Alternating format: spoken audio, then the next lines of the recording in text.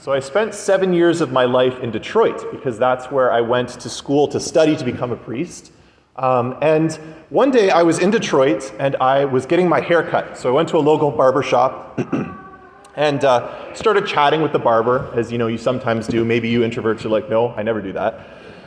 But I do that. And so there I'm chatting with the barber. And the barber says, hey, do you have any siblings? And I said, do I ever? I've got 6 younger siblings. And he's like, wow, that's a big family. And then in kind of Detroit style, he says, your father must be a fruitful man. I'm like, I guess. I don't really think about that.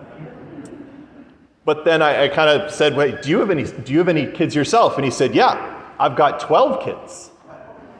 It's like, wow, I normally have people beat with 7. So I was like, wow, 12 kids, that's awesome. He's like, yeah, it's good, but he was not acting like it was good. And he said, so your dad, does he have all these kids with the same wife? I was like, yes, he does. And he's like, see, I'm a little bit different. I have 12 kids with 9 different women. I was like, okay, yeah, that is a little bit different from how I was brought up, for sure. And he got a little bit serious at this point. And we started talking about faith, about spirituality. He knew I was studying to become a priest at this point.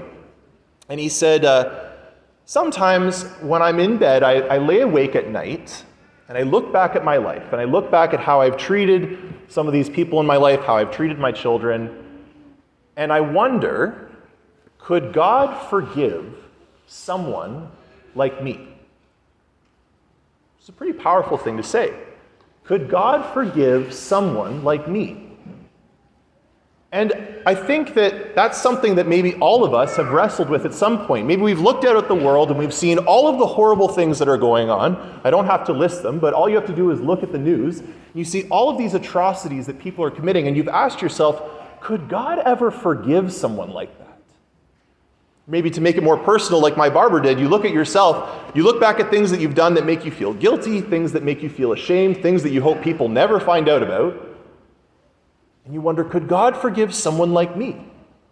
Maybe the life you're living right now, you're not proud of. You know that it's not the way God wants you to be living, and you feel this pricking in your conscience, and you wonder, could God forgive someone like me?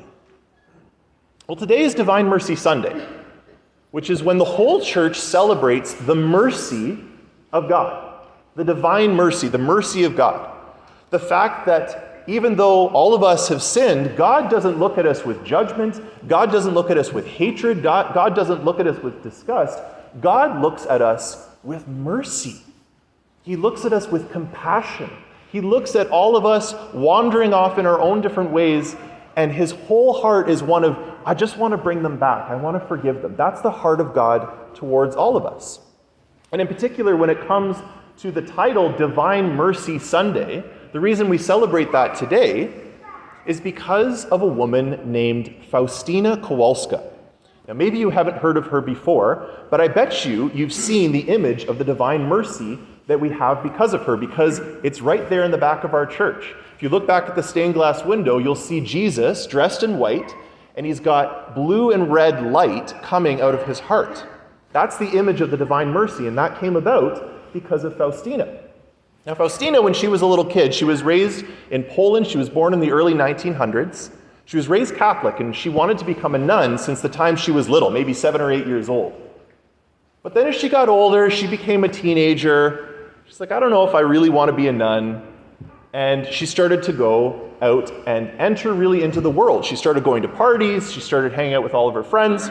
And this one time, she was at this party with her sister, and she was in the middle of a dance party. She was dancing with all of her friends. And in the middle of this dance party, Jesus appeared to her, which has never happened when I was at a dance party. But it happened to St. Faustina, okay? Maybe she was a better dancer than me, probably. But Jesus appears to her, and he appeared to her as if he was in the middle of his passion. So he was covered with the wounds of his beating. He was wearing the crown of thorns. And he looked at her, and he said, Faustina, how long do I have to wait? How long will you keep putting me off? How long will you keep deceiving me? And she was so overwhelmed by this, she lied. She told her sister, I have a headache, I have to go home. She ran home and she started to pray. And God told her, I want you to become a nun. And so she went. She joined a convent. She became a nun. She gave her life to Jesus in this very special way. But while she was in the convent, she got very sick. And while she was in her room recuperating, Jesus again appeared to her, and he appeared to her as the divine mercy. And the red and the blue light coming from his heart symbolize that when Jesus was pierced with a spear while he was dying on the cross, blood and water came out of his heart, showing that he was pouring out the last drop, everything that he had in him, pouring it out for our sake when he was dying for us. And he appeared to her and he said, I am the divine mercy. And he told her to talk about his mercy, to spread awareness of his mercy to the whole world, because the world was forgetting the merciful love of God. So she had this image painted. It's now in churches all over the place. And we celebrate today divine mercy to remember God loves us. That his mercy is for all of us. That God didn't just die for the whole world in kind of this abstract way, but that God died for you. That his mercy is for every single one of you. That no matter what you've done, no matter how far away you've been from God, no matter what darkness is in your soul, you can come back to God. That Jesus' mercy is for you.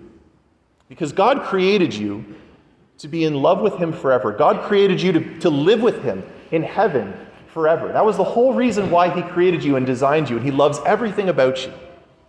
But because of all of our sin, we've walked away from God. We've turned our back on him. We've said, God, I'm going to live my way. I'm going to do my own thing.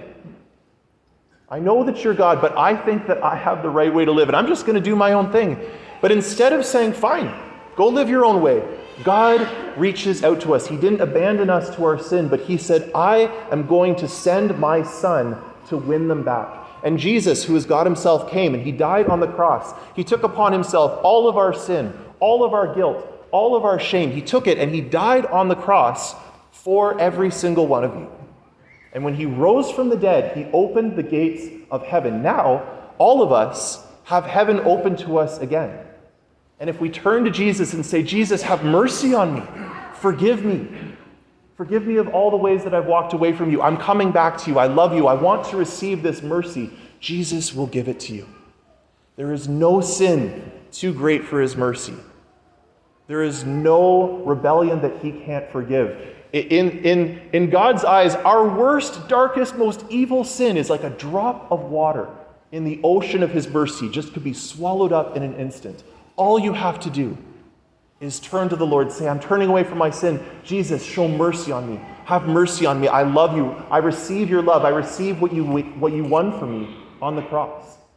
If you've been away from confession for a while and there's things you've been holding on to, go to confession. Let the Lord's mercy wash away all of your sin. Today of all days, on the feast of the divine mercy, turn to Jesus' merciful heart. Jesus is so kind. He's so gentle. He's so loving. He's so amazing. He will never turn away someone who comes to him. So turn to him today and receive his mercy to wash you and to make you his.